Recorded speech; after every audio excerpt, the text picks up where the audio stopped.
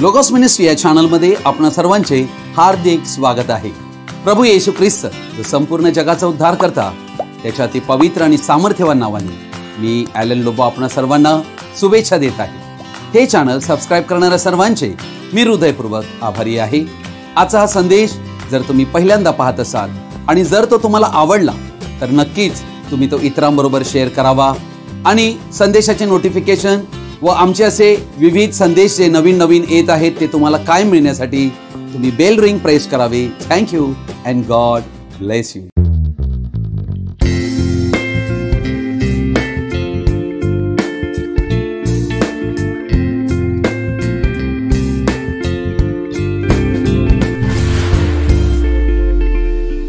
आज आपण एका महत्त्वाच्या विषयाकडे आपलं लक्ष लावणार आहोत आणि त्या विषयाला मी शीर्षक देऊ इच्छितो तिसरे मंडळीचे युग परगम। आज आम्ही यावर अभ्यास करणार आहोत। अर्थात आपण सर्वांना माझी विनंती आहे की आजचा हा संदेश आपण सर्वजणांनी आवर्जून शेवटपर्यंत पाहावा। God bless you. प्रकटीकरणाचं पुस्तक याचा दुसरा अध्याय याचं वचन 12 पासून ते 17 पर्यंत मी वाचत आहे, ज्यामध्ये आम्हाला परगमचे युग आढळते। परगम येथील मंडळीच्या दूताला लिही, ज्याच्या जवळ तीक्ष्ण दुधारी तलवार आहे, तो असे म्हणतो, तू कुठे राहतोस हे मला ठाऊक आहे। सैतानाचे आसन आहे तेथे तू माझे नाव दृढ धरून राहिला आहेस आणि जेथे सैतान राहतो तेथे माझा साक्षी, माझा विश्वासू अंतिपा, जो तुम्हामध्ये जीवा मारला गेला त्याच्या दिवसातही तू माझ्यावरील विश्वास नाकारला नाही। तथापि तुला थोड्या गोष्टींविषयी दोष देणे मला प्राप्त आहे। त्या ह्या की बलामाच्या शिक्षणाप्रमाणे चालणारे लोक तेथे तुझ्याजवळ आहेत। त्याने मूर्तीला दाखविलेला नैवेद्य खाणे व जार कर्म करणे हे अडखळण इस्रायलाच्या संतानापुढे ठेवण्यास बालाकाला शिकविले। तसेच निकलायतांच्या तशाच प्रकारच्या शिक्षणाप्रमाणे चालणारे लोकही तुझ्याजवळ आहेत। म्हणून पश्चाताप कर, नाहीतर मी तुझकडे लवकरच येऊन आपल्या तोंडातल्या तरवारीने त्यांच्याबरोबर लढेन। आत्मा मंडळास काय म्हणतो हे ज्याला कान आहे तो ऐको। जो विजय मिळवितो त्याला गुप्त राखलेल्या मांडणांतून मी देईन आणि त्याला मी पांढरा खडा देईन। त्या खड्यावर नवे नाव लिहिलेले असेल, ते तो खडा घेणाऱ्याशिवाय कोणालाही ठाऊक होणार नाही। आमेन। प्रभू येशू ख्रिस्त वाचलेल्या या पवित्र वचनावर आपला आशीर्वाद देऊ आणि या वचनाद्वारे आम्हा सर्वांनाही आशीर्वादित करो। आमेन। परगम हे मंडळीचे तिसरे युग आहे। या युगाचा कालावधी इसवी सन 312 ते इसवी सन 606 हा होता। परगम हे मायसिया मध्ये वसलेले सुंदर शहर होते। हे शहर त्यात असणाऱ्या सर्वात मोठी लायब्ररीसाठी सुप्रसिद्ध आहे। हे आशियातील संस्कृतीचे शहर असूनही पापाची नगरी होती। आज या शहराला बर्गामा हे नाव आहे। तेथे जिवंत सर्पाची भक्ती करीत होते, त्याला मंदिरात ठेवीत असत आणि त्या सर्पाला अन्न भरवित होते। परगम या नावाचा अर्थ आहे पूर्णतः विवाहबद्ध होणे। या युगात राज्य आणि चर्च हे विवाहबद्ध झाले, अर्थात धर्म आणि राजकारणाची युती झाली। या दोघांच्या संयोगाने महाभयंकर संकरित युती अस्तित्वात आली, अशी जगात कधी पाहिली नसेल। त्यात सत्य असे काहीच नव्हते, तर काईनाचा मार्ग त्यामध्ये होता। या युगाचा संदेशवाहक आणि दूत मार्टिन होता, ज्याची सेवकाई संत पॉल जो पहिल्या मंडळी युगाचा दूत त्याच्याशी खूप जुळणारी होती। कोणत्याही संकोचा विना मार्टिन हा परगम युगाचा दूत घोषित झाला। मार्टिनचा जन्म इसवी सन 315 साली हंगेरी येथे झाला। त्याचे जीवन कार्य फ्रान्समध्ये चालले, जेथे त्याने परिश्रम केले। ते स्वतः बिशप होते। हा एक महान संत होता जो आयर्लंडचा सेंट पॅट्रिक याचा काका होता। मार्टिनच्या जीवनाचा कायापालट होऊन त्याला ख्रिस्त तेव्हा भेटला जेव्हा तो एका प्रशिक्षित सैनिकात दाखल झाला होता। जेव्हा तो आपले सैनिकी काम करीत होता तेव्हा अद्भुत चमत्कार घडला। मार्टिन जेथे काम करीत होता तेथील नगरात एका रस्त्यावर एक आजारी भिकारी त्याला आढळला। हिवाळ्याच्या त्या कडाक्याच्या थंडीने तो भिकारी गारठला होता। त्याच्या गरजांकडे कोणीही लक्ष दिले नव्हते। मार्टिन येईपर्यंत त्या भिकाऱ्याची दैन्यावस्था पाहून व त्याच्याकडे अधिक कपडे नसल्याने त्याने बाहेरून अंगावर घेण्याचे आपले स्वतःचे वस्त्र काढले व आपल्या तरवारीने त्याचे 2 भाग केले व थंडीने कुडकुडत असलेल्या त्या व्यक्तीला ते गुंडाळून पांघरविले। त्याला जे उत्तम करता आले ते त्याने केले व तो आपल्या मार्गावर पुढे निघून गेला. त्या रात्री प्रभू येशू त्याला दृष्टांतात दर्शन देऊन त्याच अवस्थेत दिसला जसा तो भिकारी होता व त्याला मार्टिनने आपले अर्धे वस्त्र नेसविले होते. तो त्याला म्हणाला, मार्टिन, तो काहीच नसता, तू मला वस्त्र नेसविली. या गोष्टी घडल्यानंतर मार्टिन प्रभूची पूर्ण हृदयाने सेवा करू लागला. त्याचे जीवन चमत्काराची मालिका बनली व देवाचे सामर्थ्य प्रकट होऊ लागले. त्याने ते सैनिकी काम सोडून दिले व तो चर्चचा एक पुढारी बनला. तो मूर्तीपूजेविरुद्ध सैनिकांसारखी भूमिकेत उभा राहिला. त्याने लाकडांचे स्तंभ, मूर्त्या आणि बनविलेल्या वेद्या पाडून टाकल्या. त्यावेळी त्या मूर्तीपूजकांनी त्याला विरोध केला. तेव्हा जसे एलियाने बालाच्या संदेष्टांना आव्हान केले होते, अगदी त्याच प्रकारे त्याने आव्हान केले.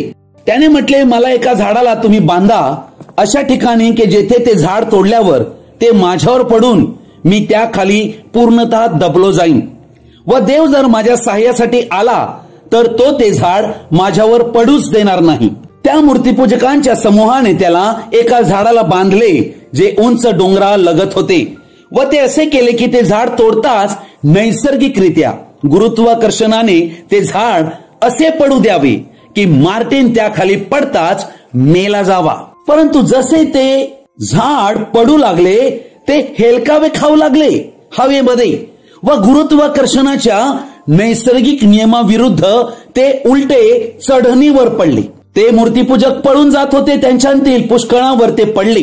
इतिहासकारांनी याची ही पोचपावती दिली की मार्टिनद्वारे 3 वेगवेगळ्या प्रसंगी येशू ख्रिस्ताच्या नावाने विश्वासाने मृत व्यक्ती जिवंत उठविले गेले.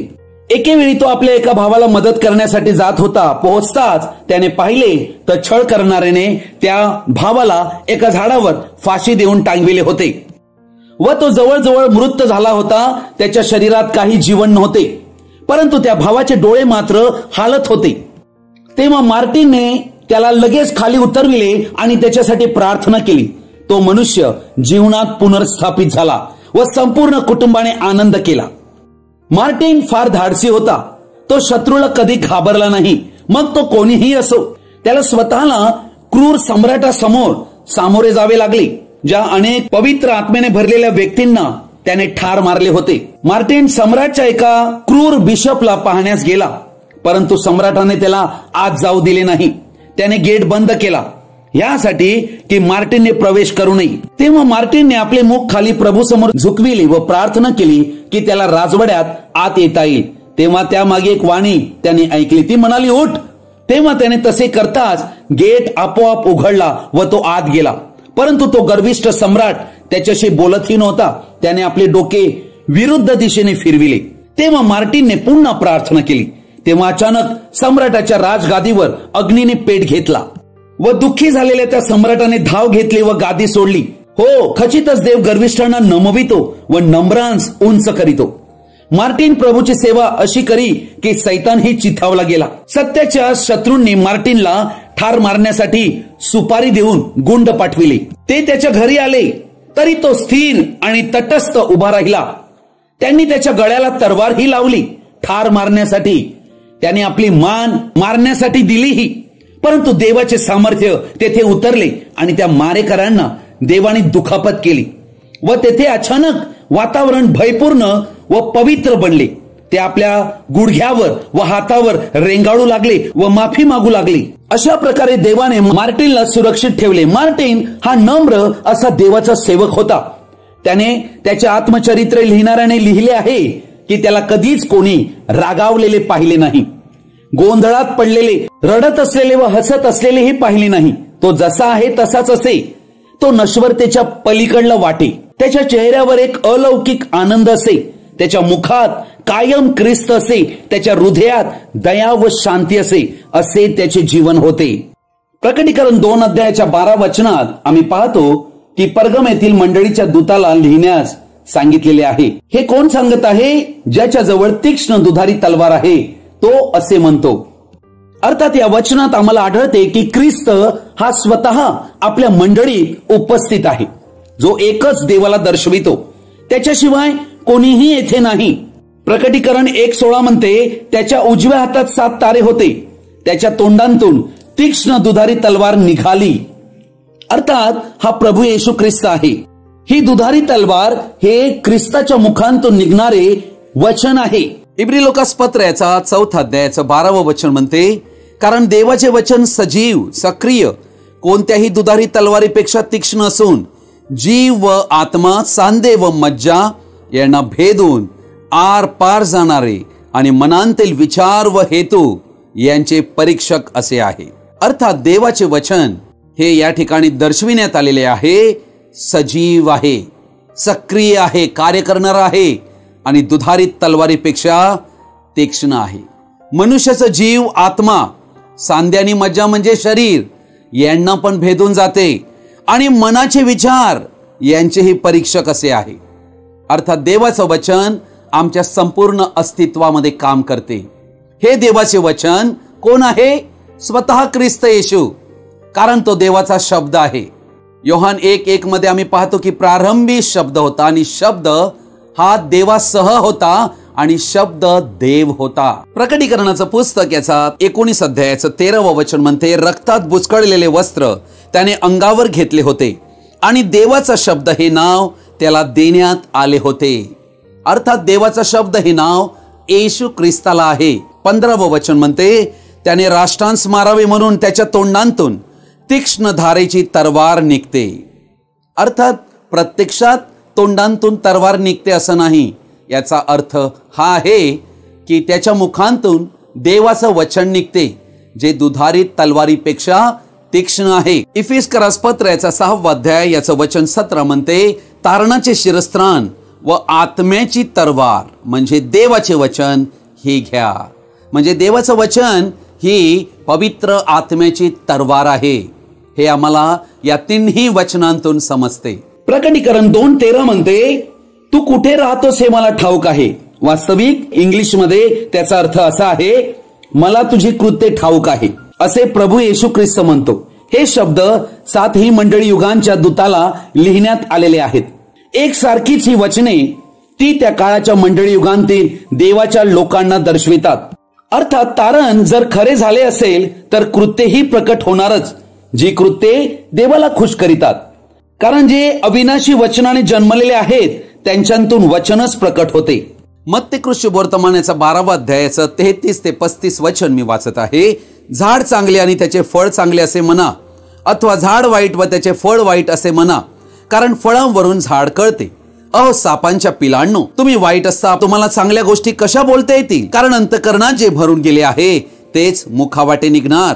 चांगला माणूस आपल्या चांगल्या भांडारांतून चांगले काढितो आणि वाईट माणूस आपल्या वाईट भांडारांतून वाईट काढितो. 2 प्रकारच्या झाडांचं वर्णन या ठिकाणी केलेलं आहे. चांगलं झाड त्याला चांगले फळ, त्याला वाईट येऊ शकत नाही.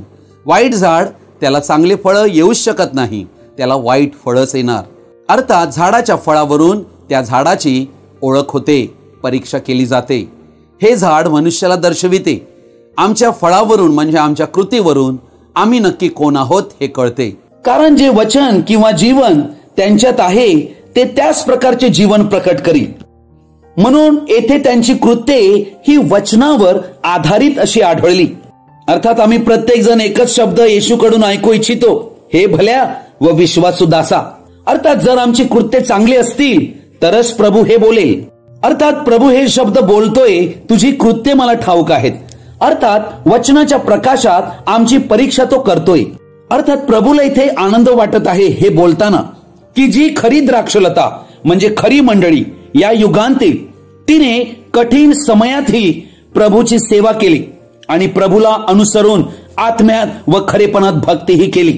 म्हणून त्यांची कृत्ये त्यांची साक्ष देतात. प्रकटीकरण 2:13 मध्ये आम्ही पुढे पाहतो की तू माझे नाव दृढ धरून राहिला आहेस. हे कौतुकास्पद शब्द प्रभू येशूने उच्चारलेले आहेत. अर्थात प्रभू येशूचे 70 शिष्य एका दिवशी प्रभू येशूच्या वचनावरून त्यांना वचने कठीण वाटून सर्वच एका दिवशी निघून गेले आणि ते परत त्याच्या मागे कधी चालले नाहीत. तेव्हा प्रभू येशूने प्रेषितांनाही पारखले होते व म्हटले होते, तुमचीही निघून जाण्याची इच्छा आहे का? पेत्र म्हणाला होता, प्रभूजी आम्ही कोणाकडे जाणार? सार्वकालिक जीवनाची वचने तर आपल्या जवळ आहेत आपणाला सोडून आम्ही कुठे जाणार? तसेच या युगांतील सत्यावर चालणाऱ्या खऱ्या शिष्यांनी सत्याची पकड दृढ धरली होती. ते पवित्र आत्म्याशी एक झाले होते. ही आहे खरी साक्ष. त्यांनी येशूला जाणले होते व त्या नावावर त्यांचे प्रेम होते, जे सर्व नावाहून सर्वोच्च, ज्या नावापुढे त्यांनी गुडघे टेकले होते व त्या नावाला त्यांनी कबूल केले होते. त्यांनी जे केले ते प्रभू येशूच्या नावाने केले होते व आता त्या नावासाठी ते मरण्यासही तयार झाले होते. ते येशू ख्रिस्ताच्या नावाने उभे राहिले होते. म्हणूनच त्यांना उत्तम पुनरुत्थानाची खात्री देण्यात आली. म्हणून तुम्ही कुठेही जा, प्रभू येशूचे नाव आपल्या बरोबर घेऊन जा. इसवी सन 325 ला रोमन कॅथलिक धर्माची स्थापना झाली. पाण्यातील बाप्तिस्मा हा कॅथोलिक चर्चने बदलला व त्रैक्य देवत्वाची शिकवण याच युगात सुरू झाली. एकाच देवाचे 3 तुकडे करून वेगवेगळे व्यक्ती असे देवत्वात त्यांना वाटण्यात आले. हे शिक्षण बायबल विरहित शिक्षण आहे. प्रकटीकरण 2:13 म्हणते, तू माझ्यावरील विश्वास नाकारला नाही. अर्थात आम्ही जर प्रेषितांची कृत्ये 3 अध्यायाच्या 16 वचन पाहिलं, 16 वचन म्हणते, त्याच्याच नावावरील विश्वासामुळे त्या नावाने या ज्या माणसाला तुम्ही पाहता व ओळखता त्याला शक्तिमान केले आहे. त्याच्याद्वारे असलेल्या विश्वासाने याला तुम्हा सर्वांसमक्ष ही शरीर संपत्ती प्राप्त झाली आहे. अर्थात येशूचे नाव आणि त्याच्या नावावरील विश्वास याद्वारे हा चमत्कार घडला होता. पेत्राने काही दावा केला नव्हता की हा त्याच्या स्वतःच्या मानवी विश्वासाने घडले होते म्हणून. अर्थात येथे मला हे सांगायचे आहे की हा त्याचा विश्वास, हा त्याच्यावरील विश्वास नाही, तर त्याचा स्वतःचा विश्वास जो त्याने विश्वासणाऱ्यांना दिला आहे. हे विश्वासाचं परिमाण आहे. म्हणून संत पौल गलती 2:20 मध्ये म्हणतो, त्या पुत्रावरील विश्वासाच्या द्वारे त्याला जीवन दिले आणि विजयही. इफिस्करास पत्र याचा 2 अध्याय 8 वचन म्हणते, कारण कृपेनेच विश्वासाच्या द्वारे तुमचे तारण झालेले आहे आणि हे तुमच्या हातून झाले असे नाही, तर हे देवाचे दान आहे. अर्थात विश्वास हे देवाचं दान आहे. देव आमच्या ठाई विश्वास निर्माण करतो.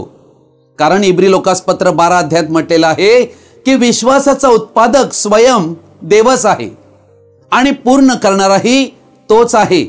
त्यानेच हा विश्वास आमच्या ठाई निर्माण केलेला आहे. या युगांतील लोक हे त्या विश्वासाला त्यांनी नाकारले नाही.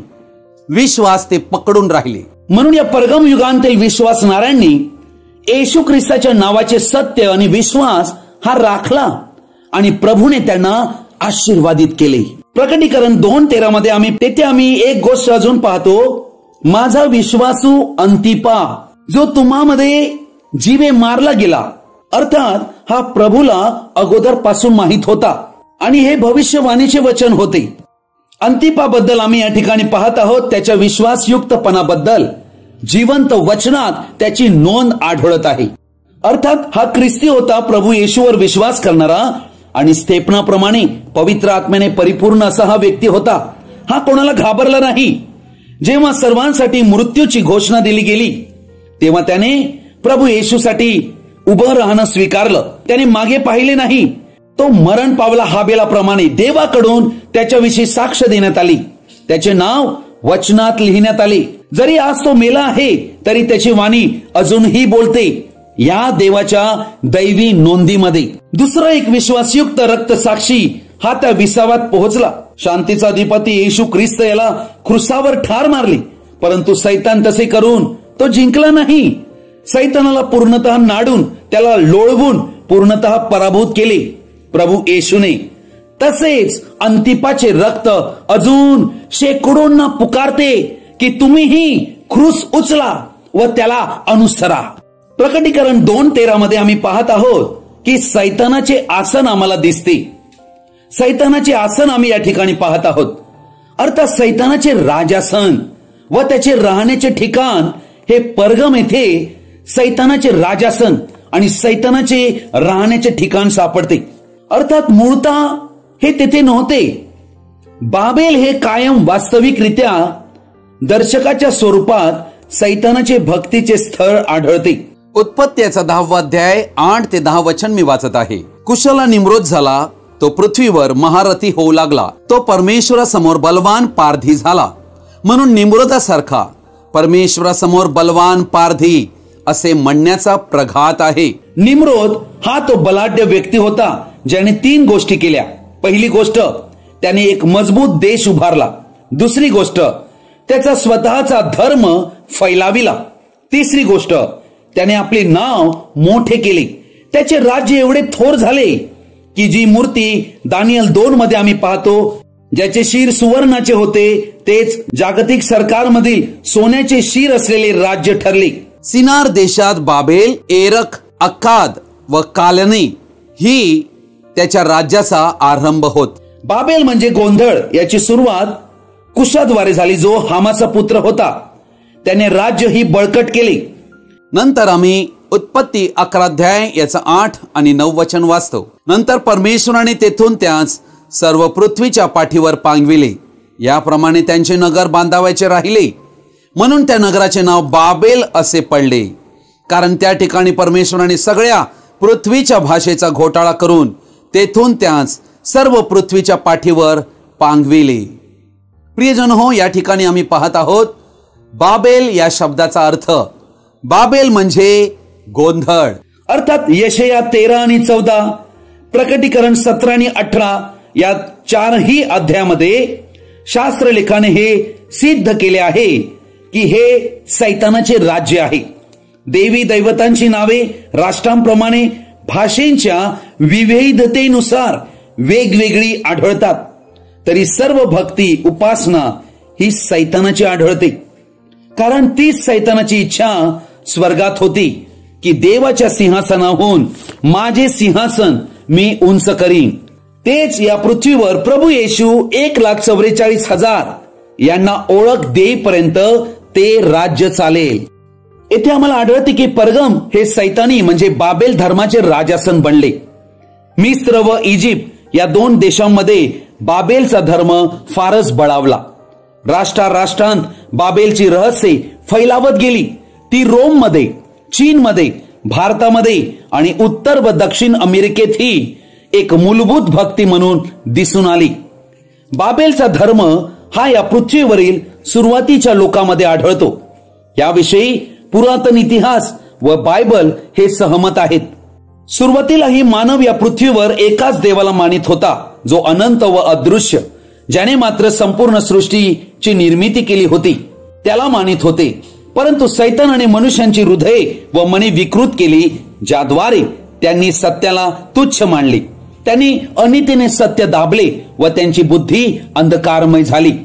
व्यर्थतेची उपासना व भक्ती सुरू झाली. निर्माणकर्त्याऐवजी निर्मितांची भक्ती सुरू झाली. देवाला जाणून देखील त्याचे गौरव केले नाही, तर आपल्या कल्पनांनी ते शून्यवत झाले. स्वर्गांतून खाली फेकलेल्या लुसिफर, जो सैतान बनला, त्याने आपले राज्य पृथ्वीवर स्थापित करावे असे केले आणि या सैतानाची भक्ती सुरू झाली. नोहाचा पुत्र शेम हा सत्यापासून फिरला नाही, परंतु त्याने हामाच्या सैतानी मार्गाला विरोध केला व या वेळेला एक देववाद हा बदलला व त्याचे रूपांतर बहुदेववादात झाले. जशी एदेन बागेमध्ये सत्य वचनात सर्पाने मिलावट करून मानवजात पापात पाडली, तसे नोहानंतर नवीन जगाची सुरुवात झाल्यानंतर सैतान स्वतः या जगाचे दैवत बनला. निम्रोदाचा बाबेल बुरुज देवाने बांधू दिला नाही, तेथे भाषेचा गोंधळ देवाने केला व सर्व मानवजात संपूर्ण जगभर पांगविली. तेव्हा भाषा व देश यावरून दैवतांचे नाव मात्र बदलले, परंतु सर्व धर्मांची उत्पत्ती ही बाबेलांतून झाली. त्रैक्य देवत्वाची शिकवणूक ही पृथ्वीवरील धर्मात रुजू झाली. ही पवित्र शास्त्रांतील सत्याविरुद्ध शिकवण आहे. आता येथे प्रश्न हा उपस्थित होतो की बाबेल जर सैतानाचे पूर्वी आसन होते, तर मग ते परगम कसे बनले? याचे उत्तर पुन्हा आम्हाला इतिहासातच आढळते. जेव्हा बाबेलचे राज्य कालांतराने जेव्हा पडले, तेव्हा ते मेदी व पारसी यांच्याकडे गेले. तेव्हा राजा व धर्मगुरू असलेला अटालस हा शहर सोडून परगम येथे गेला, त्याच्या इतर धर्मगुरूंसह. तेथे त्याने रोमी साम्राज्यांबरोबर आपले राज्य उभारले आणि ते सैतानाच्या हाती सोपविले. परंतु पुढे अटालस तिसरा आल्यानंतर त्याने हे राज्य रोमला दिले, जुलियस कैसार. अर्थात हे का घडले, हे कोणत्या कारणामुळे घडले, हे सार्वभौम देवच जाणतो. जुलियस कैसार याने दोन्ही राज्ये, शारीरिक आणि आध्यात्मिक, ही घेतली व जुलियस कैसार हा पोंटिफ मॅक्सिमस बनला. बाबेल धर्माचा तो राजाही आणि धर्मगुरूही. पोंटिफ मॅक्सिमस हे शीर्षक त्यानंतर आलेल्या सम्राटापर्यंत चालले. मॅक्सिमस तिसरा आला तेव्हा त्याने हे नाकारले व स्टीव्हन्स हिस्ट्री प्रमाणे पोपने रोमच्या सम्राटांची सूत्रे हाती घेतली जी त्यांनी नाकारली होती व आज पोप 3 स्तरीय मुकुट घालून तो त्या आसनावर बसलेला आहे. आता परगम हे सैतानाचे आसन न बनता प्रकटीकरण 17 अध्यायातील 9व्या वचनाप्रमाणे 7 डोंगरावर वसलेली ही नगरी ही व्हॅटिकन सिटी आहे आणि येथे ते आसन आहे. आणि 18 वचनात सांगितल्याप्रमाणे ही पृथ्वीवरील राजांवर राज्य करणारी मोठी नगरी आहे आणि या आसनावर बसून पाप क्षमा करण्यासाठी तो मध्यस्थ आहे असे शिकविले गेले. हेच पोंटिफ मॅक्सिमस या जगात आजही आहे. हे सैतानाचे आसन आहे बरे का. प्रकटीकरण याचा 13 अध्याय याचं 2रं वचन म्हणते, जे श्वापदने पाहिले ते चित्त्यासारखे होते, त्याचे पाय अस्वलाच्या पायांसारखे होते व त्याचे तोंड सिंहाच्या तोंडासारखे होते.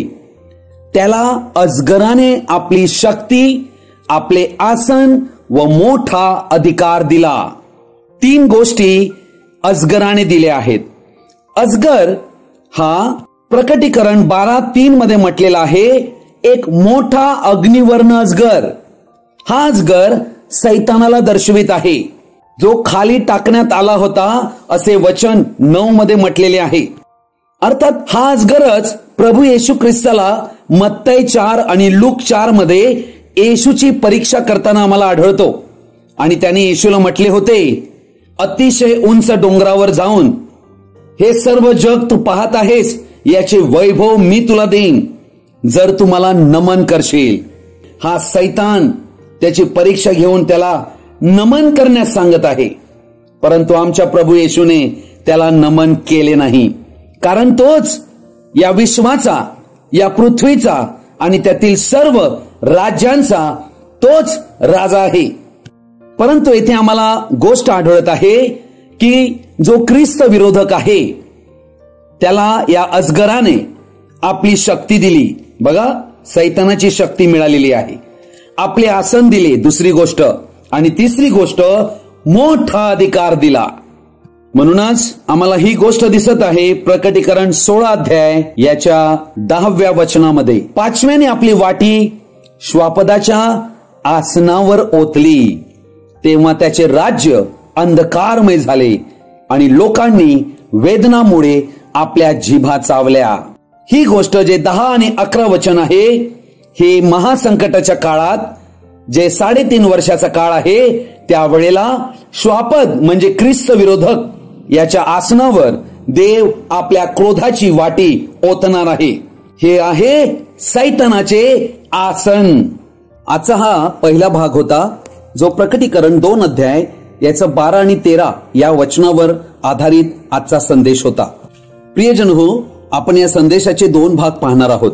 याचा दुसरा भाग आम्ही लवकरच पाहणार आहोत. आजचा हा संदेश आपण सर्वजणांनी ध्यानपूर्वक शेवटपर्यंत पाहिल्याबद्दल आपणा सर्वांचा मी हृदयपूर्वक आभारी आहे.